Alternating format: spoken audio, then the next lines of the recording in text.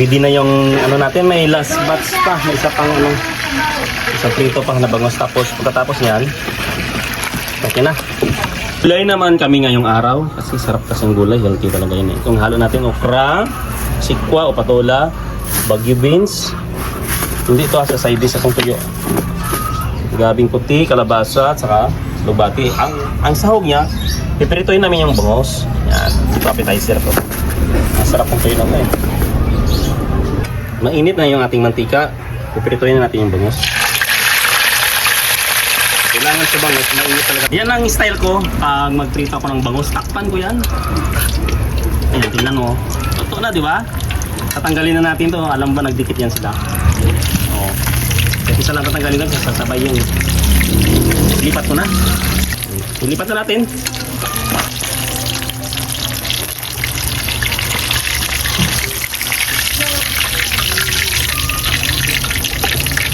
Marami to eh, bali 4 na pirasong bangos, sobra 2 kilo. Ready na yung ano natin, may last batch pa, may isa pang ano, isang prito pang nabangos. Tapos pagkatapos niyan, okay na. Ito yung sahog niya, gabi, kalabasa, patola, okra, dahon ng alubati, bagyo beans, kanyang lamas, bangus. Saka mayroon pa yung appetizer, ang kabango, kalkag. Kalkag yung sa amin yung hipon na maliliit na dry hipon na maliit. Ito na yung bangos na luto na lahat.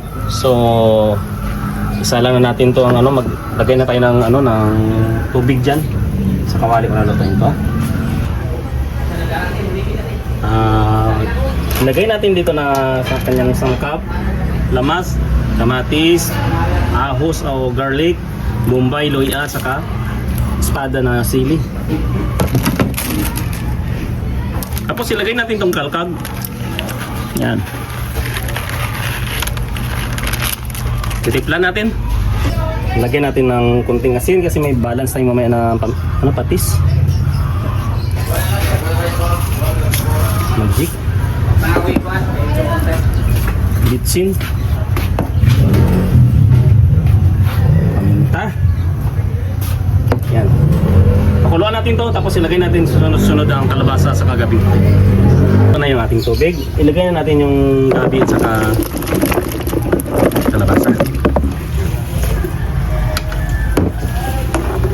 Tapos isunod na natin mamaya konti ang alubati sa bagyo beans. Takpan ulit natin. Sabayin na natin yung alugbati at saka ano, ulan na lang. Alugbati at saka beans niya ha. Ito. Yan, si Mrs. Chef ang naglagay niyan. Tapos okay-okayan konti. Saka maglagay pala ako ng ano, ng pisos kasi konti lang yung asin nilagay ko. Masarap kasi pares yung ano eh, paninta eh. Sa alat niya, yung pisos ka asin. Takpan lang natin. Gutom talaga. Ay, okay na yung unang gulay. Bango ng dahon ng ano, ng alugbati. Ilagay na natin yung okra, saka yung isda, abot ng isda din. Ayan o. Kailangan yung gulay. Ang gulay natin, ano lang, green pa rin siya. Green as in green. Pero luto yan. Ang kulay lang yan, napakaganda tingnan. Ayan. Tapos ilagay na natin yung bangos. Matabang pa rin siya. Ubusin na natin yung pisos na to ha. Pati sa ano, pati sa Tagalog, pero sa Bisaya, pati sa tuyo, silver swan. Saka ito muna, muntik na nakalimutan yung sikwa, patola. Mabango na yung dahon ng alubati, mabango na yung daong sikwa o patula. Partner po. Wow. Yan, partner daw. Sabi ng nabuntis na dinagago. So ilagay na natin yung kanyang pinaka toppings, piniritong bangos. Yan. Tayo naman siguro yan. Hindi ko na lunurin to. Anong lunurin eh, ano ba? Palagay si lalim yung bangos. Ganun na lang toppings. Pakuluan natin to hanggang sa maluto yung gulay niya. Mga 3 minutes lang ang kulo niya. Takpan natin ha. Finally, luto na yung ating gulay. Laswa lang ang tawag ito, laway sa kanila. Ito na yung ating menu ngayong araw.